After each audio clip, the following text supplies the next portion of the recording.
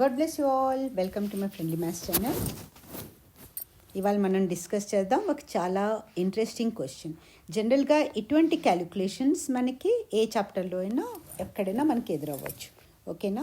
ఇప్పుడు చూడండి, స్క్వేర్ రూట్లో ఉంది 1/3/4 whole to the power -2 plus cube root of 27/64 is equivalent to. ఇది సాల్వ్ చేస్తే మనకి ఏ వాల్యూ వస్తుంది? 4 ఆప్షన్స్ ఆర్ గివెన్. ఓకే, ఇప్పుడు మనకు తెలియాలి ఇక్కడ మనకి ఏం వస్తుంది అని. ఇప్పుడు చూడండి, మనం దీన్ని ఎలా చేస్తాం?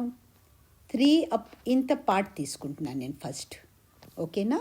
3/4 హోల్ టు ద పవర్ -2 ఉంటే ఏంటవుతుంది? అది ఈ కాన్సెప్ట్ మీకు తెలియాలి. దీన్ని ఏం చేస్తాం? ఈ న్యూమరేటర్ని డినామినేటర్ని న్యూమరేటర్ని డినామినేటర్లోకి చేసేస్తే ఈ హోల్ టు ద పవర్ ఉంది కదా, అది మైనస్ నుంచి ప్లస్ అయిపోతుంది, ప్లస్ ఉంటే మైనస్ అయిపోతుంది, వైస్ వర్సా. ఓకేనా? ఈ కాన్సెప్ట్ని అప్లై చేస్తే ఇక్కడ మనకి ఏంటి వస్తుంది? 4ని న్యూమరేటర్, 3ని డినామినేటర్లోకి తెచ్చేస్తే ఇది -2 +2 అయిపోయింది. ఇప్పుడు దీని అర్థం ఏంటి?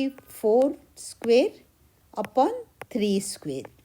ఓకే, 4² ఎంత? 16, 3² ఎంత? 9. ఓకేనా? ఇప్పుడు నెక్స్ట్ మనకి ఈ కాన్సెప్ట్ ఇప్పుడు 1/a/b ఉంటే ఏంటవుతుంది? ఇది 1 డివైడెడ్ బై a/b. ఇక్కడ 2 ఫ్రాక్షన్స్ ఉన్నాయి. 1 అంటే ఏంటి? 1/1. డినామినేటర్లో 1 ఉంటే అది మనం చూపించకపోయినా పర్వాలేదు కదా. ఓకేనా? సో యాక్చువల్లీ ఇదేంటి? 1/1 డివైడెడ్ బై a/b. ఇది న్యూమరేటర్ ఫ్రాక్షన్, ఇది డినామినేటర్ ఫ్రాక్షన్. ఇప్పుడు మనం ఏం చేస్తాం? ఇది డివైడెడ్ బైగా ఉన్నప్పుడు ఈ న్యూమరేటర్ ఫ్రాక్షన్ యాజ్ ఇట్ ఈస్గా రాసేస్తాం, డివైడెడ్ బై మల్టిప్లై చేస్తాం. ఈ డినామినేటర్లో ఉన్న ఫ్రాక్షన్ని మళ్ళీ డినామినేటర్ న్యూమరేటర్లోకి, న్యూమరేటర్ డినామినేటర్లోకి, అంటే a/bని మనం b/aగా రాస్తాం. ఇది డివైడెడ్ బై మల్టిప్లైడ్ బై అయిపోతుంది. ఇక్కడ ఏమైనా క్యాన్సిల్ చేయవలసి ఉంటే ఇక్కడ క్యాన్సిల్ అయిపోతాయి అన్నమాట. ఓకేనా? ఇప్పుడు 1/a/b = 1 × b/a అయిపోయింది. ఓకే, అంటే ఇదెంత అయింది?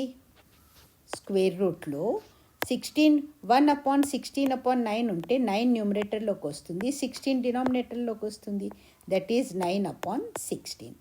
ఇది హోల్ అపాన్ 1 కూడా ఉంది. ఈ 1 ఇక్కడ వస్తుంది, కానీ డినామినేటర్లో 1 ఉంటే దాన్ని మనం మెన్షన్ చేయక్కర్లేదు. ఇంత స్క్వేర్ రూట్లో ఉందన్నమాట. ఐ హోప్ ఇది మీకు అర్థమవుతుంది.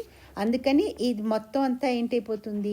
స్క్వేర్ రూట్లో 9/16 అయిపోయింది. 9 ఏమో 3² కదా, 16 ఏమో 4². ఇప్పుడు ఈ స్క్వేర్తో ఈ రూటు, ఈ స్క్వేర్తో ఈ రూటు క్యాన్సిల్ అయిపోతాయి. దీని అర్థం ఏంటి? ఇంకొక కాన్సెప్ట్ ఇప్పుడు ఇలా ఉన్నప్పుడు థర్డ్ కాన్సెప్ట్ మీకేంటి? ఇది ఎలా వస్తుంది అంటే స్క్వేర్ రూట్లో a² అని ఉందనుకోండి. ఇది a/b హోల్ స్క్వేర్ కూడా అయిపోతుంది. అప్పుడు ఈ స్క్వేర్ ఈ రూటు క్యాన్సిల్ అయిపోతుంది. ఓకేనా? అప్పుడు a/b మనకి బయటకు వచ్చేస్తుంది.